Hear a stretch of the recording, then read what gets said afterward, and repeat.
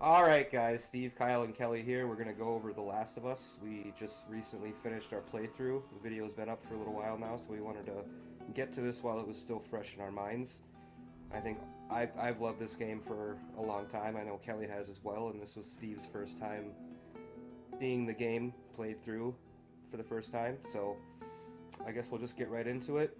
The main the main thing that I love about this game, telling the story of like not a world or some grand mission, but it's Joel, what happens with his daughter 20 years later, and then Ellie comes in this post-apocalyptic world where zombies are killing everyone, but it humanizes it to such a degree that I found myself caring a lot about, I guess not the story as a whole, but the story of Joel and Ellie. And it just did such a good job with that. Yeah, I thought it was pretty original when they had like humans turn into these weird creatures that bite people to turn them into weird creatures. That was pretty I've never seen anything quite like that before. But yeah, that wasn't even my point. No, I really liked it too. Yeah. I'd say especially strength of it is just the characters in general. I think every good story that you watch, you always kind of like to see what those characters go through and how they make it through it. And I personally always like to see a happier ending by the time something happens. That's kind of what I look for in a story. And this one, depending on how it is you interpret it, at least for the characters that you watch, is a happier ending. And I would say that is one of the positives that I came away with this when I played it back on the PS3 how many years ago, is I'm like, okay, they're doing a zombie game. I've heard of the zombie story before. I'm like, okay, the old guy is going to die while he's training the new, younger chick, in this case, to kind of take over where he's coming from. Mm-hmm. That's going to be the story. It's going to be pretty obvious. And then when the game doesn't end that way, I was just like, wow.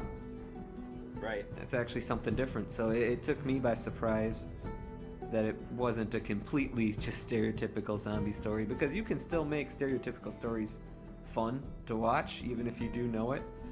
But I did like the different take they took with it. And I just personally liked kind of the open-endedness of the ending itself. Yeah, I'll touch on that a little bit. That's kind of in my miscellaneous pile here, but like, it's interesting for you to say that you think you found that as a happy ending, depending on how you look at it. But I didn't. I don't know, man. I don't think there really was a happy ending, and that was almost one of my cons. Like, you kind of want some hope or some like your hero to be the good guy, and you don't really get that with this game. Joel's decision to save Ellie arguably damns the rest of the human race, at least temporarily, and could have potentially saved the human race, and he just chose to be selfish because of what Ellie means to him. So I didn't see a lot of like happy ending in that, except maybe only specifically for Joel. Which is an interesting. I mean, if they would have asked Ellie if that's what she wanted at the end of it, then you kind of be like, okay, if that's what Ellie wanted, they asked her. But instead they're like, okay, she's here, quick! We're running out of time, the nuke's about to launch! Yeah, I'm just like, alright, this is one way to do it, but perhaps they needed that to have the story work. Well, they made it Joel's choice. Yeah. Because they were talking to Joel before Ellie was about to go under, and he was like, nah, fuck that. Slightly silly reasoning that no one else was involved, because they could have asked Ellie, and Ellie would probably, or maybe they're assuming it's just like, oh, you'd want to save everybody to sacrifice herself, sure. And then if she didn't, you'd be like, well, okay, and then you knock her out. It's what they were going to fucking do anyways. Yeah. So at least this one, they give it a chance to not be douchebags. I don't know. You could do something. But the way that they handled it, and I think people in general tend to care about their family more than they'd care about even wider range things like this. A vaccine isn't saving humanity in this case either. You could say it's stopping the infected from being infected. These people are still gonna run around and get bitten. Not everyone's going to be able to get this vaccine. It's not going to be able to be distributed the way that they'd want to, even if they're able to create a large amount of it, at least not easily. No, but sorry, go ahead. There would be a lot of other issues that go along with it, but to me, I think it's kind of more of a story where it's not really a good or bad guy thing, but it's more of a personal story of how I would say most people, honestly, tend to care more, and it's kind of telling this throughout the entire game. It's not really just about that final part. It's like, yeah, you care about those that are close to you, and you distance yourself from everyone else that's doing other things. It's the only way you could mentally make it through a situation where everyone's suffering and life is horrible. Yeah, it's like proximal morality. Mm-hmm. Obviously, it's a lot harder to care for an entire, like the entire race. It's a lot easier to care for someone that's close to you and that you know, that you consider family. Yeah, and I think everyone kind of acts that way, or I think more people would kind of, you did, even not just family, but also you would form groups with the people you do know and you have formed relationships with, whether those are the friends that you meet along the way. Just kind of that tribal nature of it, where people would only care about their own particular group, I think is an interesting way. And since you're following these characters, those are naturally the ones that you would care more about.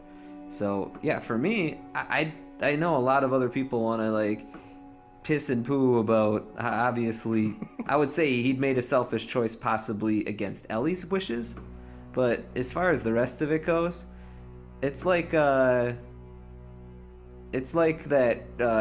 classic thing you'll see on the internet with railroad tracks, where the railroad tracks are going to run over one person or they're going to run over five.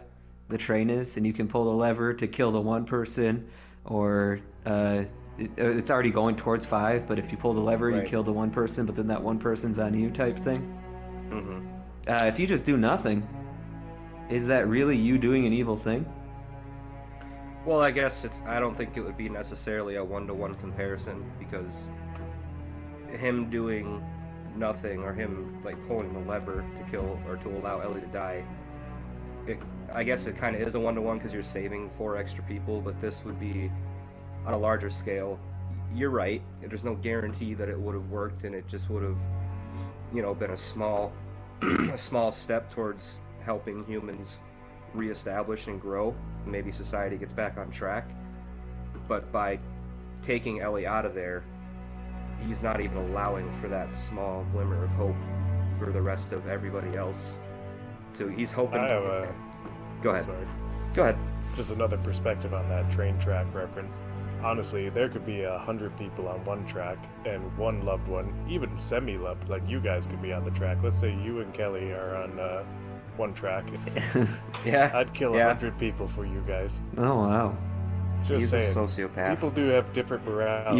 I think sometimes people you can guys. look at these issues, and I do think it's on the game storytelling to make you understand Joel's point of view and how he became attached, because that's an important part for anyone coming to that conclusion. I think the beginning sequence of that game, it does a perfect job of that. You have to do more than just the beginning, because you can't just say, well, he had a daughter and now there's this girl. You have to show how that girl gets to that point. And I think it does, for the most part, a pretty good job of that. Yep. As he's slowly trying to push her away. I know one pivotal scene is, of course, when she runs away on the horse, and then you find her in that cabin, and he eventually does, he's purposely trying to pass her off on her brother because he knows he doesn't want to get close. Right. And Yeah, Ellie... I liked how we talked over that whole dramatic scene. Yeah. Kelly, it's my favorite scene. And Ellie actually is the one that kind of makes it where Joel has to be the one to bring him there. Right. Yeah, that's a good point. It's character development or character-based storytelling, whatever you want to call it. It's just what the game does so well. It doesn't make it too big. Like, there's not a whole group of people that you're expected to care about. It's just really Joel and Ellie. Care a little bit for Trish, or Tessa, whatever her name is. Tess. You care a little bit for the brothers, care a little bit for Bill, care a little bit for Joel's brother. but really the core of it is just Joel and Ellie, and Mm-hmm. that's what the game focuses on. Everything else is kind of Agreed. ancillary. Now, character development was a point I had on a pro in and of itself. I think it's actually some of the most stellar character development I've seen in a video game. I think the Hmm. acting helps a lot too. Yeah, Yeah. and that's because it's well acted as well. I'll admit games are getting better. Even like the God of Wars, since they Right. started up again, have been doing incredible with Kratos' development and some other games similar to that. So games are getting better, The games aren't getting but I think better. They're Last of getting Us better in definitely that kickstarted a area. good. But I Yeah, don't would like you the say idea Last of of Us would games be are like the getting. first to really give us this quality cinematic acted thing, or at least the most popular game to do so? Uh, I Yeah, wouldn't say so. I have this in my notes a little bit, kind of maybe. Well, I'll say it now. It's not super important, but for me, I'd say in the last 10 years, because this game is 10 years old now, which doesn't feel like it if you play it in the remastered, or even if you probably played the original. But this game and God of War, as far as like character-based storytelling, have been like the two in the last 10 years that have done such a phenomenal job. And you're kind of in the middle of a world that was saturated, maybe even oversaturated, depending on what kind of games you like, with like Call of Duties, Fortnites, fucking Rainbow Six Siege, like the kind of mindless shoot 'em up, high action, over the top kind of stuff, which is super fun. But in the middle of all that, there's like The Last of Us and God of War, which is just we're gonna tell a story, and it's kind of unique in that way. I'd say there's a lot of story focused games, but one thing that The Last of Us and God of War would do better than like a walking simulator, like when we played Sure. that other game, or even that horror game that we played, which is much more of a walking simulator that's just trying to focus on a goofy, campy horror story, Hmm. is that it does have that kind of gameplay built in there too. Right. I know different people will probably have different views on the gameplay as a whole. I think some of it depends on largely what difficulty you play it on. At least in my experience, I think that would be pretty important. But Not I'm not mine. even saying the hardest difficulty, though. I don't think that's a good difficulty mode. But I think even normal itself, I'm not entirely sold on that being. I guess I didn't play it on normal, but I played it on hard. But I think part of what it is you can get out of the gameplay in a game like The Last of Us or any survival horror kind of experience is that you're barely scraping by on ammo and you're barely scraping by on all this stuff. And I would worry that on normal that I would have an overabundance. So yeah, Joel's reluctance initially to allow himself to get close to Ellie, like Kelly, like you were saying, but eventually, he kind of clings to her as his redemption, his second chance. His daughter dies right in the beginning of the game. 20 years later, he's got this kind of second chance to save this, daughter surrogate kind of thing. He almost doesn't want to let himself do that at first because he's afraid that he won't be able to, I think. Mm-hmm. Um, but the way that the story or the way that the character development kind of brings him to that point and then even finishes at the end driving that home where like yeah, I've committed to this, I'm not fucking this up again, I will not let her die again, I'll do whatever it takes, was a brilliant choice, I think. Yeah.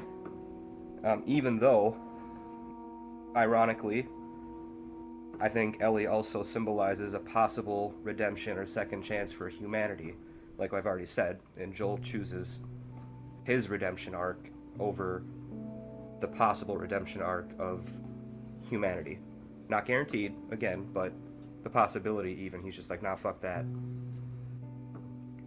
Yeah, I guess I'm trying to think of what the developers were going for, and I think they're definitely going for a part of that being the case with the vaccine.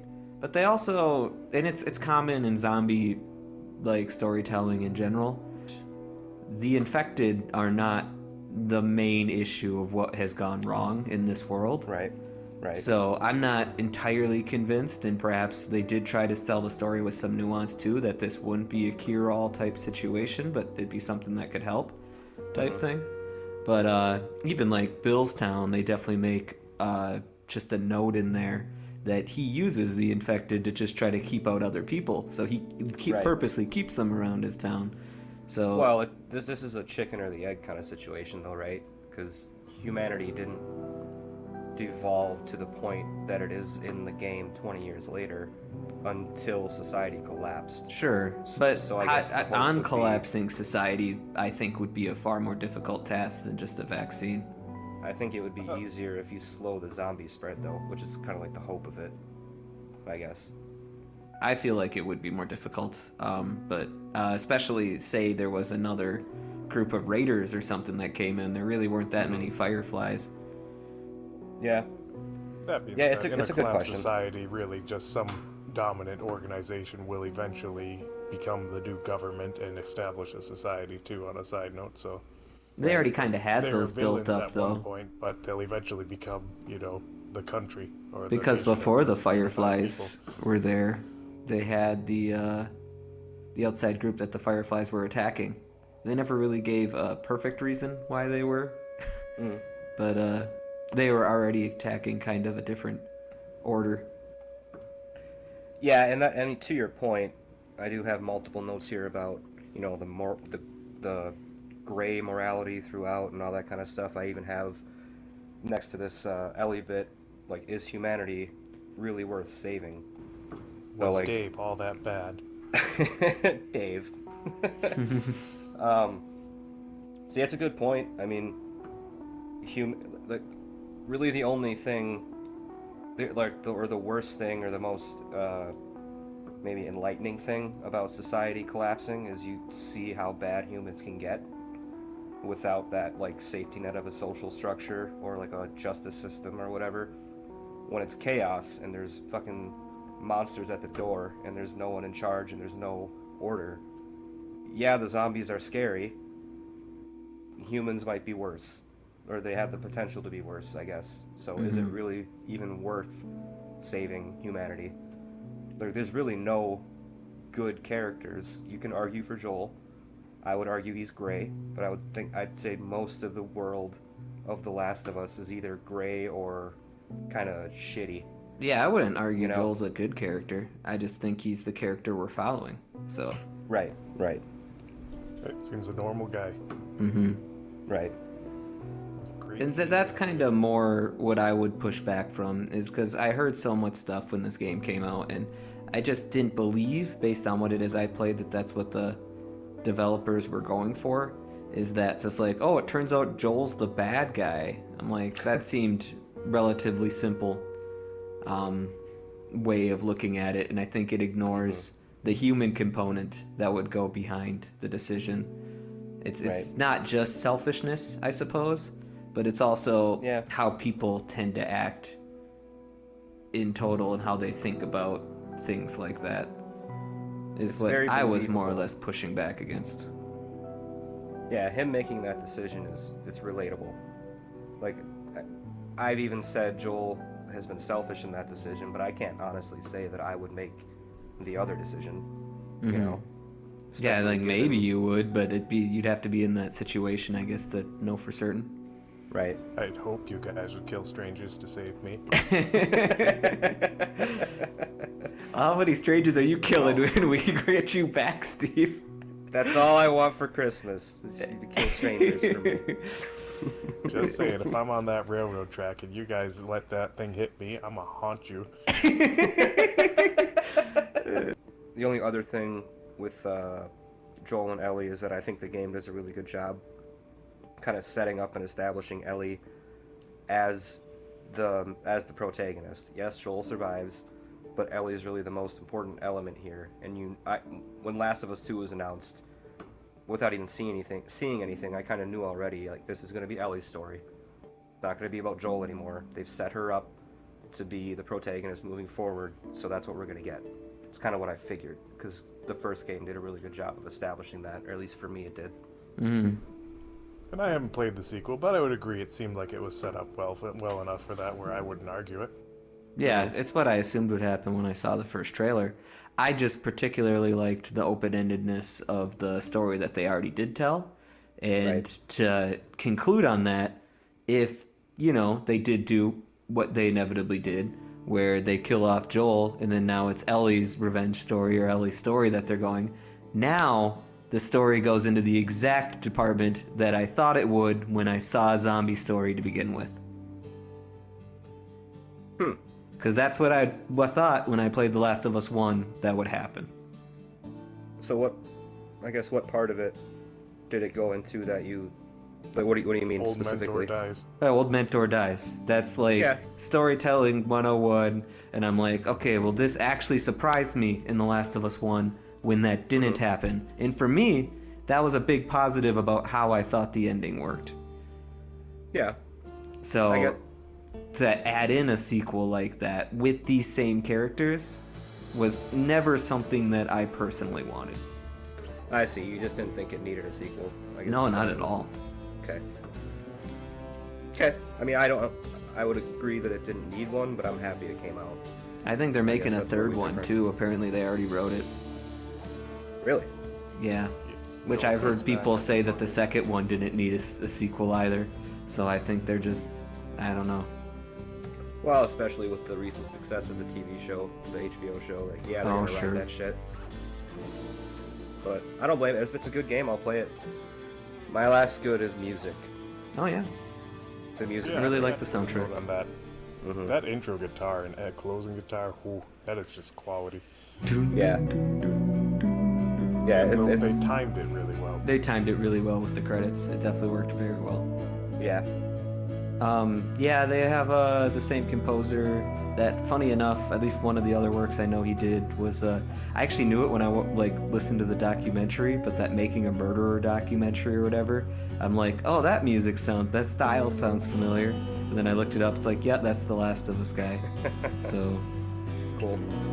so the first bad thing I got, and this is common in a lot of just modern games. It's like, it gives you an upgrade path, which is cool. I like it. I like that it does that. These upgrades that you get, Not fucking worth it. no.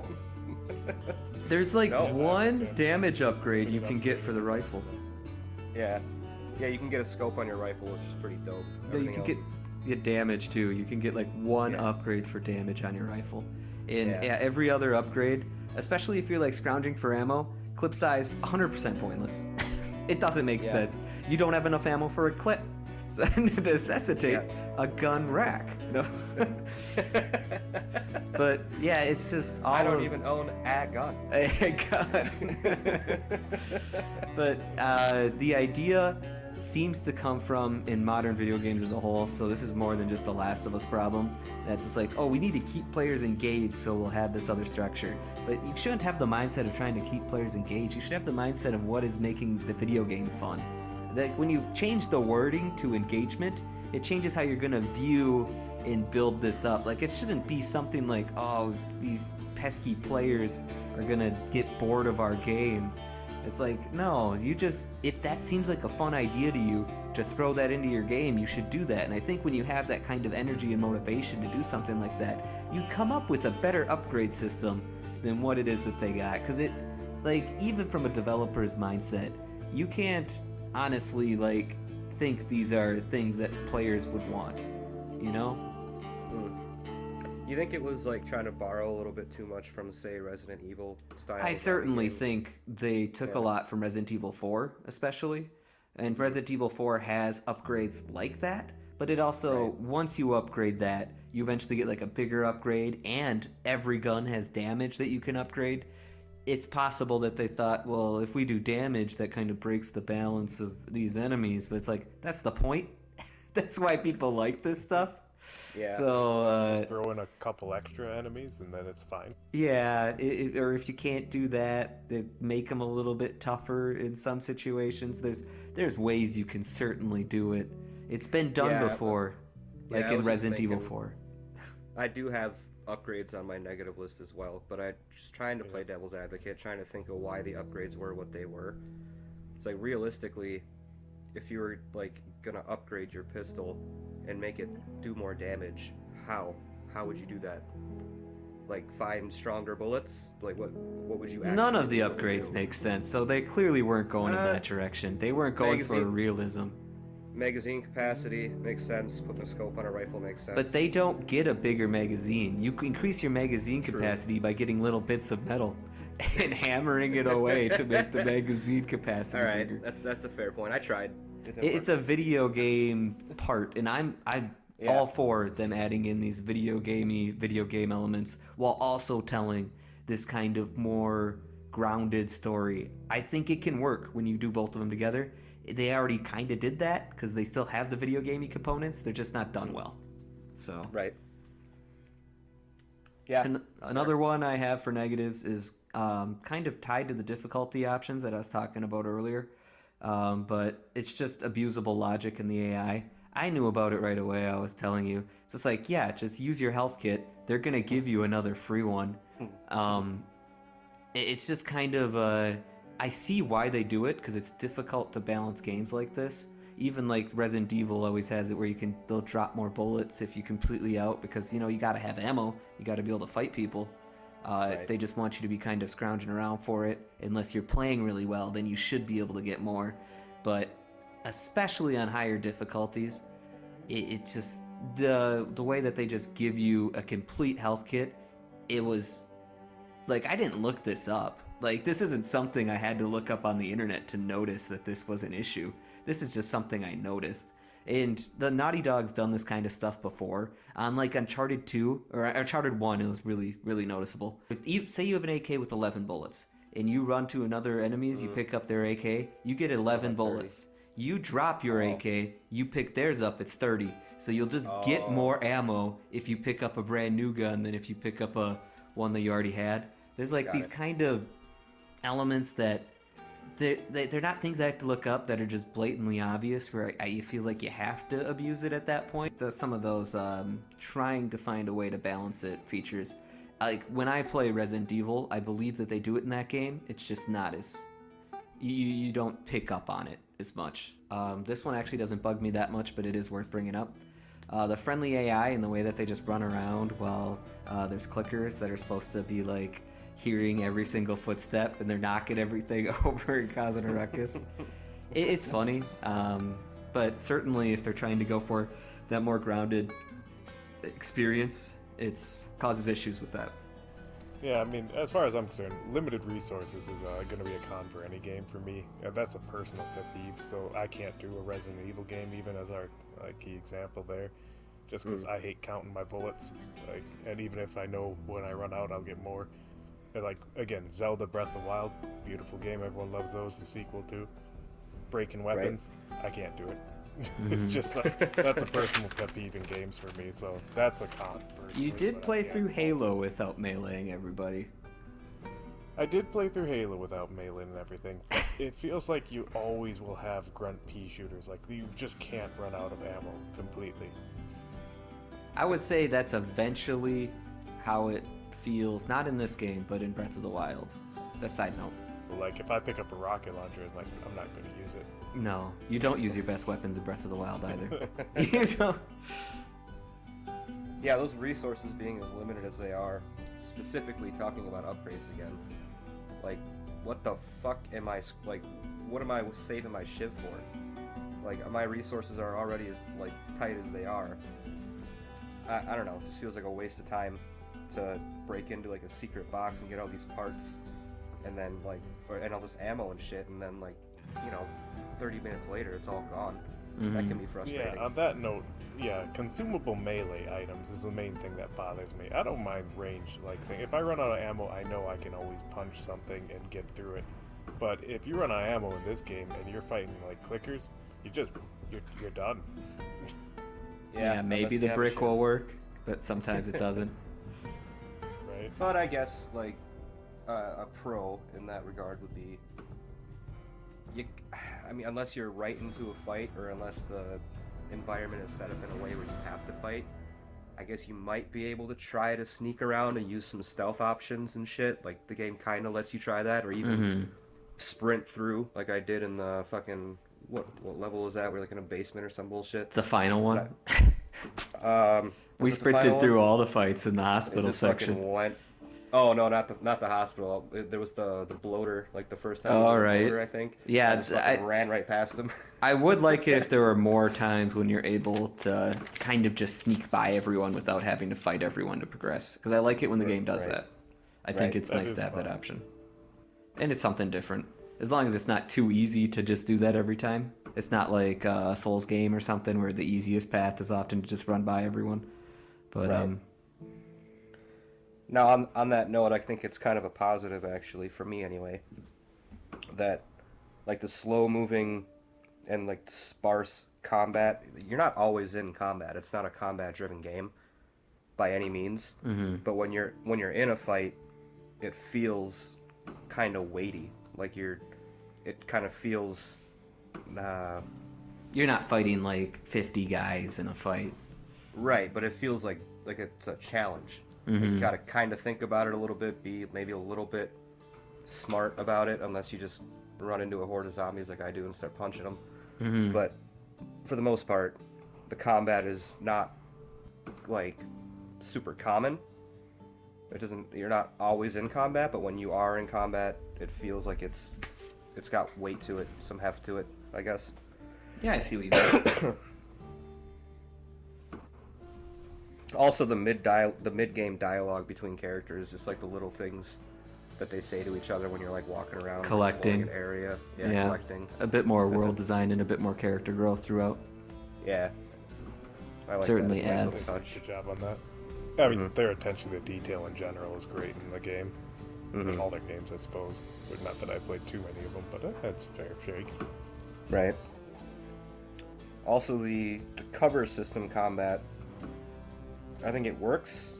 It's not overdone. It's not like I'm not always sitting behind a fucking, a crate shooting everybody. It's not like Uncharted in that sense. Or even Yeah, I like mean, Gears of War. it's a little different than those in the sense I'm not sure when the trend came to push away from it, but I like that it did. They eventually had the Gears of War system, or they had the cover system, but where you don't lock on to cover, you don't attach yourself while you're Right. moving from cover to cover. It's just kind of like a seamless thing. I don't believe The Last of Us was kind of the first cover shooter to do that kind of thing, but I do like the push that eventually happened in that generation. Right. Yeah, and on that note too, the way you traverse the world, like I don't know what game started doing this or popularized it, but that whole auto jumping or auto climbing onto ledges and platforms, as opposed to like proper platform jumping. Uncharted. Uncharted, you think? That's what I thought it was. Like that, I don't care for too much. I didn't see unfortunately in Last of Us, like there really wasn't much need for any of that. So it didn't feel gratuitous like it would in an Uncharted game or the other games that were inspired by it. Right. But I don't think that was a good direction for games for me personally. It's too And- automated. Is it a Naughty Dog trope, Kelly? Where like boost her up, drop a ladder, climb the ladder, pick the ladder up, bring it over, use it as a bridge, walk over it, and then pick the ladder up and carry it around, like that kind of shit. It started with interactive Uncharted 2. environment. Yeah, Uncharted 2 definitely had the ladders that were getting kicked down quite Yeah. frequently. That's kind of. It's not. I guess it's not a bad thing. It's just. I don't know. I've just seen it a bunch. It gets a little repetitive. Hmm. It's either a ladder or a raft in The Last of Us, and that's really. Yeah, and they obviously copied it in even more games, so now it's not just one developer doing it, but it's also like the God of War games, Right. you know? Boy. Right? Keep the chain, boy. Okay, the environment. This ruined, post-apocalyptic, super dark gray world or whatever actually really fit nicely, I think. There's a lot of kind of examples I can think of. I can't think of specific names off the top of my head, but I'm thinking, in a world that's like you're kind of one of the last pockets of surviving humanity, and everything, like texture-wise, color-wise, everything is like gray, and that just gets annoying to me. This game at least has some moments where like it's bright, there's some color, there's some, it's not just all dull. I think that's most of the experience, yeah. Yeah. Yeah, that's a fair point. Yeah, it does stand out among other games in a similar setting. Of course, we did come out of a lot of Souls games recently, so Yeah. Yeah, and that's, I guess, was more of a trend when The Last of Us came out. I think since then, more games are similar to this in style. I know it's just the generation, like the Xbox 360, PS3 generation might have had a bit more of that. So the NPCs are limited, so like just kind of the random people that you encounter in like the small villages and shit that you're at. but it kind of adds to the aesthetic of like a desperate world where everybody's kind of, I don't know, in their own world, I guess. Like, if there's, it's not a game that's overpopulated, and when you do see other people or other signs of civilization, it kind of still fits within the theme of like desperation, I guess is the best thing I can think of. Mm-hmm. I can So see what you're it saying, I suppose. fits into that environment pretty well.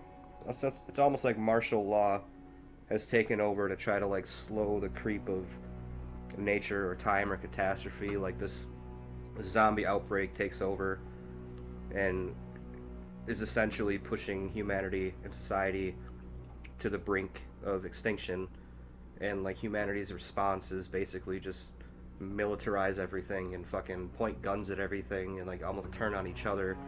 It's just I thought it was an interesting little thing to think about, I guess, philosophically. Like, what would we do as a race, as a species, if the entire species was faced with extinction? You'd like to think everyone would come together and, you know, band together and try to save humanity, but in reality we'd probably just find guns and point them at each other and fucking do that until we were all dead, which is, I don't know, kind of depressing, but that's the world they're in. Yeah, I can see where you're coming from with that, I suppose. I really like the selection of weapons you get, how it feels to shoot every one of them. Some of them are different from each other, like the bow, and in some other instances. I like that they kind of went backwards and gave you the D-pad to choose multiple different guns at the same time, and you're not just carrying two. Mm-hmm. I think if you're going to upgrade guns, you naturally would have to take a route similar to that. But also, when you're just swapping through all these guns and you're thinking about which gun works best in the situation, and you kind of have access to most of them depending on your ammo, I think it adds a lot more to the combat than, at least in a game like this, than what was popular at the time, which was copying Halo. Right. No, actually, I think that's a very good throw. The backpack, I thought, was a very clever mechanic. That slowly reaching in for like your extra supplies if you really need them kind of concept, Mm-hmm. but always having essentially two on hand. Yeah, because you can upgrade that too. So you start with just one pistol or whatever, but you'd have to reach into your backpack and pull out a different pistol if you wanted a different Right. one. Gives you an upgrade you look forward to. Yeah. That was a good one. Just the length of the game. I think video games in general, if they're going to be a single player experience, this is kind of what you'd shoot for. I think in your first playthrough, it's probably around 14 to 16 hours long. Ours might have taken a little bit longer. RPG elements, yeah. Yeah, I think if you have one that long, you would want to shoot for that. But I guess it's just the video games that we grew up with, they were about this long. So I think it's a good length for a video game that's not an RPG. And Right. not every game needs to be an RPG and take forever. I remember even when I played it on the PS3, back in that time period, I'm like, that was the perfect length for a game like this. So I actually really appreciated how it was timed out and how the entire package came together. Yeah, as far as a playthrough go, I think the story was told in just the right amount of time. Didn't feel like it lost its pacing at any point. For some reason, sneaking around in that snowy area felt really long. Don't know why. Oh, yeah, that one did take a while. I think exploring is cool, that you explore the sections and you have these non-combat sections to try to pick up resources, whether that's bullets or whether it's upgrade materials. You can even upgrade your health in this by picking up the pills or plants or whatever the heck it is. That's cool. How it kind of works so it's cool in theory, but how it works in the game is like, oh man, I mean, I didn't check the corner of that one room to see if there was something I could press triangle on. It's just, Yeah. it doesn't 100% feel like the best exploration. Certainly those parts feel cool when you do it, but you always feel like you're missing something. And Right. I have the benefit of hindsight now, like after playing the Resident Evil 2 remake specifically, like they have a map, it turns blue when you picked up everything. That's cool. And if they did have a way of making it more visible in a room when something's there, Right. I don't know if that would hurt the experience, is all I would say. Maybe it would in some way, but it's hard for me to see it. Right.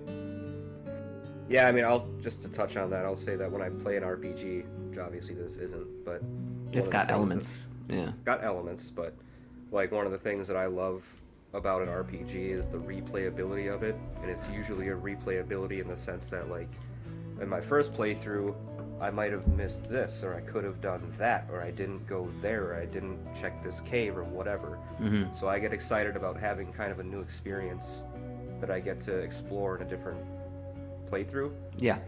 This game, to me, had replayability for like the complete opposite reason. It was because the story was so fucking good, I wanted to hear it again. Mm-hmm. So, I mean, I guess I just thought of that when you were saying like, oh, what if I missed something in that corner there? I'm like, maybe they're thinking like in your next playthrough that, oh, I'm not gonna miss that corner next time. I don't think that wouldn't do anything for me in that regard. The replay Yeah. it doesn't lose replayability though. The replayability Missing a is in the- room or something because you didn't go to it is one thing, but missing something in like a corner of a room that you've already been in makes it a little bit more difficult to swallow. No, I agree though. Good tracking indicators of collectibles is like, in my opinion, always a pro in any game if they can do it. I wouldn't mind the ability to redo checkpoints if you haven't engaged combat, or essentially even if they were just more apt to fill up your health in checkpoints even. Just because having to start your checkpoint using your med pack every time, not that we did, but normally people would if they didn't have full health. They're like, oh, I gotta use my med pack, and it's just a bit of a hassle. And sometimes also too, like sometimes you just do a bunch of things like collect a bunch of gear and such before you actually then decide to like power through and fight everyone, or you can do what Kelly does and do it afterwards. But sometimes you're paranoid, like what if they lock me out of it, like I hit another checkpoint and I can't go back. Yeah, to die and have to go back to the checkpoint and then open 4 or 5 or 6 different cupboards to collect everything before you go back to the fight. That can be kind of annoying. I think they have enough checkpoints where that normally doesn't happen, and it certainly is less of an issue when you're not playing it on the hardest difficulty, or one of them. Which is why it's more niche to our situation, but Mm-hmm. wouldn't have been bad just to be able to start like properly loaded out as opposed to having to use your things every time you start. Right. But accessibility wouldn't have hurt. Minor note towards our playthrough as well. I say accessibility in that I feel like our allies should have an option to have a toggled on like highlight so that we stop accidentally shooting them, especially in the dark. You were shooting our buddies, Kyle? I was testing them. Mm. They didn't recognize them. They're good dodgers. Mm-hmm. The shotgun sucks. Mm-hmm. Like, that thing just blows chunks. Like, sometimes it'll work like you think a shotgun should, but most of the time it doesn't do dick. Yeah, Steve's got the added benefit of kind of revisiting certain aspects of the game because Steve does all of our editing, and you just edited the entire playthrough. So yeah, I kind of forgot the shotgun sucked, but were there some parts in there where it was like, that should have been a fucking headshot? That guy should It's be dead? constantly. Kyle, like, had so many shots that were, like, practically point blank in center mass or on the head area, and it's like, okay, I guess every pellet went around him. Yeah, especially clickers. Those things are fucking dumb tough. Yeah, you think with their head being bigger, it'd be easier to hit it. Yeah, that being said, though, I will say Kyle maybe aims for the head a little too much with a shotgun. Maybe center mass would be more the way to go, but even when he hits center mass, it's not always a guarantee. I actually thought a fungus zombie story, like a zombie story, not original, but a fungus twist, it was well done. I think that was interesting, using the whole mind-controlling fungus that we all know of in our actual world. So, good twist on that, I thought. Yeah, And, it was a good concept. Yeah, the cinematic style of the action and the gameplay, like you said, how they add that weight to it, like in it's like a melee, then it breaks into like you're near a surface, so you're smashing them against the surface. I thought that was like, at least from a viewer perspective, really nice to watch, and I think that was probably the least interfering way you could do that with gameplay, like when they're just kind of pulling you out of it for hitting reaction commands or something stupid. Right. Because, yeah, like that, I'm just so sick of that in games where it's like you're having this great cinematic fight, but then they pull you out for some, like, song and dance where it's like, now hit this button or dodge or hold on. This one felt like the combat felt fun to watch, and it felt like it was still weighty and didn't break it up any for the gameplay, so it didn't get in the way of the gameplay, which I thought was really good for a game. Yeah, one thing Naughty Dog likes to do, and they kind of started doing it with the Uncharted games too, is like when you're punching someone, and keep in mind your punching's always the same, so it doesn't feel like a quick time event. But you're punching someone, it'll change whether or not you're next to a wall or a counter or something else. So it's got just kind of like it still feels like you're playing a game, but visually it looks different. And I think that's kind of what it is you're bumping into there. And yeah, they do a good job with that. Yeah. Blending gameplay and like cutscenes together, kind of. Cinematography. Right. Right. But yeah, I would say it's definitely one of the most well-told stories for with that kind of quality gameplay, good character development, cinematic. Overall, I enjoyed it on my end. I thought that with the remaster, taking a PS3 game, making it available to 2 generations later into the PS5, it doesn't feel like a game that's 10 years old. It still feels like a game that could have come out this year and been very successful. So I think it's a testament to just the quality of the game in general. Not perfect, obviously. Definitely. Yeah. Touching on that, the longevity of the franchise, if you want to call it that, with Part 2. Me and Kelly have talked about Part 2. We're not going to talk about it here too much, but the Part 2 plus now the HBO series that have both been, very successful, and obviously the success of this game. It's nice to see a game that I really, really liked and still really, really, really like. It hasn't gotten to the point 10 years later where it's like kind of falling off or becoming a parody of itself or whatever. It's still got life to it, and it makes me excited about what, if anything, they do in the future with it. Personally, I would like to see multiplayer for Part 2 before I see Part 3. I don't think that's going to happen, though. Speaking of multiplayer, the multiplayer in this game was fucking really, really fun. It was awesome. I guess we're not even really talking about it in this review, but we played a lot of it. Even back on the PS3, we had like a group of 4 people, and then when you have a close match against another group of 4 people that know what they're doing, that's really when it shines. You'll sometimes just completely cream another team, and then you'll place another team of not max level people, which is probably mostly what you'd find if you played it today. But yeah, and they just destroy you with like every single weird aiming nuance in the game, and I'm putting nuance as a kind word. But yeah, they just abuse everything they can and make the game ridiculously unfun. But when you're not doing that type of stuff, yeah, it's the smoke shiv was always there and annoying. But the people that smoke shivved got 1 killed and always died. So it's just annoying that they did it. But yeah, the multiplayer in this game was fantastic, and it's a shame that they just didn't make a similar multiplayer for the sequel. But so I kind of saw this as a reinvigoration of like the survival zombie game genre. I've never been huge into like the Resident Evils or anything, and I know Resident Evil has been relevant still for a while, and I see from what little I know about Resident Evil, I kind of see several nice little nods to that franchise from this game, but it's still its own unique thing. But I believe around that time is when you had games like what's the one where you're like in the mall and you're just running zombies over with shopping carts and shit? That one's way sooner than this, because that was early 360 and this is end of PS3 360. But you're thinking of Dead Rising. Dead Rising, yeah. But like the great game. Yeah, it is a great game, but it's a completely different style of zombie game. Yeah, the Capcom ones tend to be, and Capcom is also who makes the Resident Evil. Those ones tend to be a little bit more campier, so they're not really telling as much of a serious story. Yeah. I think my last one here, we already talked about storytelling, but I have storytelling at the forefront of Main Street gaming, i.e. God of War, and this game.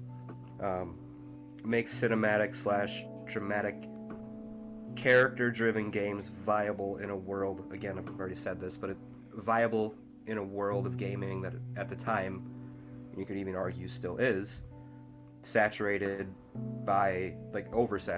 by fucking big Fortnites and fucking Call of Duties and all this other stuff that's just, it's all online multiplayer, or it's all these huge open world fucking MMORPG kind of stuff, and this is just a really stripped down, simple.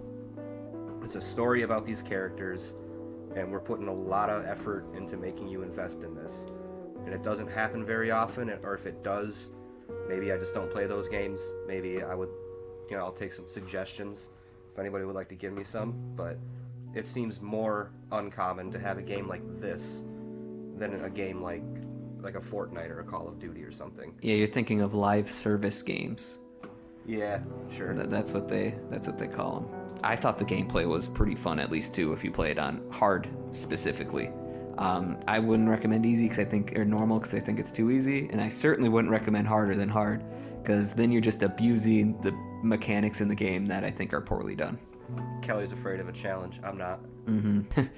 Yeah. That's our thoughts on The Last of Us. Really great game. It tells a great story, and that's all we got. Thanks for watching, and we'll catch you next time. Later.